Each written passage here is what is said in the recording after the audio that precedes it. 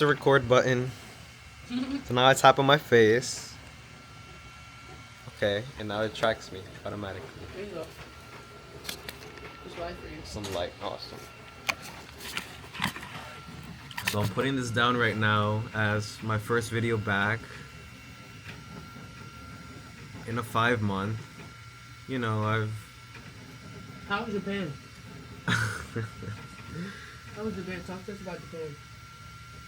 Japan, honestly, I felt the place so strongly that it was hard to even anchor it in. There's something so sacred and powerful about that land. And I felt it in the mountain as well, in Mount Fuji. And it was, there were some times where it was so overstimulating being in the one of those shops, and like every single floor is like a whole another crazy anime. Yeah, it was like I can it was like a video game. That's the best way I could describe it. These cities, and I was walking around and was like I time traveled to another dimension. That's what it feels like. Wow. And You were playing with an omnicord there. yeah, no, I one of my goals was to find one of these instruments that is one of my I fell in love with when I saw a TikTok of somebody playing it, and I had the Suzuki Omnichord, so I found it and I played it, and it was just so satisfying because I was like, I'm gonna manifest this. Like I just knew it.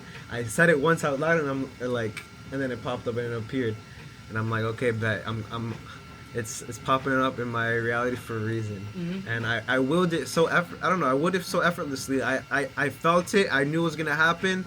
As soon as I got to Japan, I searched the instrument place up. It was there. So it was like, just reflecting back on it, like manifestations, almost like. Talk to them a little bit about how you was looking at this 3D printer and you was feeling like it was connected to manifestation. Like how so? What makes you think that?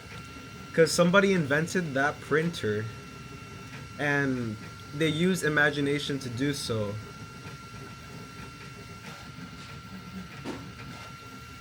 And manifestation is literally allowing yourself to dream big. At least that's what it was for me. And once I dreamt big and really felt it, and kind of started to understand these teachings, you would say, of like, if you feel it, that means like you know it's real. It's a probable reality because you felt it. Like, I'll show you guys the printer.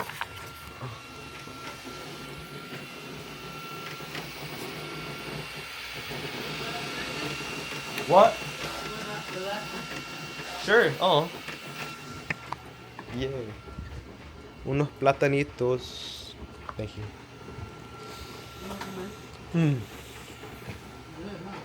Okay. A little bit more grounding. So, try to break this down.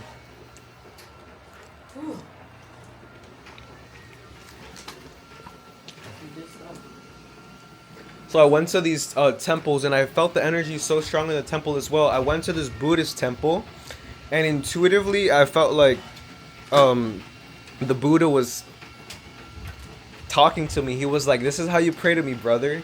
Just sit down in meditation and just don't do anything." Like, no, like, just listen. Exactly. Just listen in the temple, in the space. Wow. Just listen. And it felt like this perfect calmness. So I was in this other reality I would call Japan, and I was witnessing myself being divinely guided to all these places, and I was like, oh my god, how am I finding myself here? Like it's so wild how I manifested being in Japan, because I mean it was my brother's birthday, and like a few months before, I was starting to get more into their culture and their traditions and practices with Shintoism, and it's really profound witnessing their ceremonies because you feel the energy, and it's so cool because everyone around that city, they just go there to like make sure their money's in check. They do their ritual, their their prayers, their connection to the deities. It's like a deity worship, pretty much. I I went to these two temples. One of them was an emperor and empress that were deified as well, and they were the people who brought up Japan from like being just before it had a city and it being modernized and everything. Specifically Tokyo.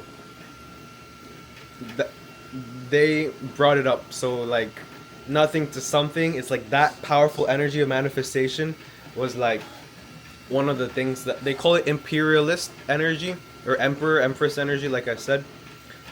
So they're like the pioneers of Tokyo, I would say.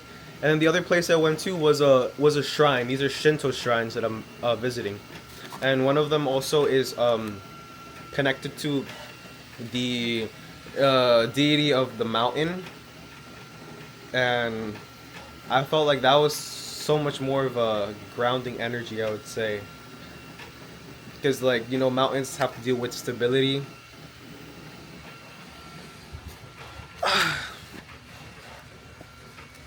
It feels nice to be able to reflect on this, really. It really does. Because it's almost like it happened and then, you know. I took some dope photos and I posted them on my Instagram. They're really special to me, really special moments, and I'm glad I took those photos and I posted everything. In that photo, salud.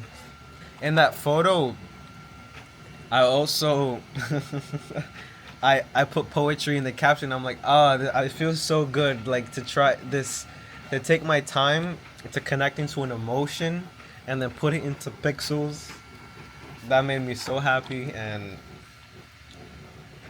it's like me trying to process what I'm going on because I feel like going to Japan was an immense just activation where it was just wild, even comprehending reality from the state. So I'm still integrating, and I feel like this is part of winter season as well.